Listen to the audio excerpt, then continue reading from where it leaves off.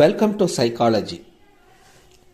Body and brain sense only the changes primarily.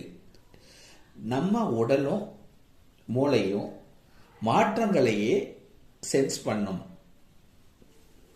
இதுதான் இன்னைக்கான topic. இப்போ பார்த்தீங்கன்னா எப்பவுமே நம்ம பிரெயின் ஒரு சேஞ்சை தான் சென்ஸ் பண்ணும். அப்சல்யூட் வேல்யூ சென்ஸ் பண்ணுறதோட ஒரு சேஞ்ச் தான் சென்ஸ் பண்ணும்.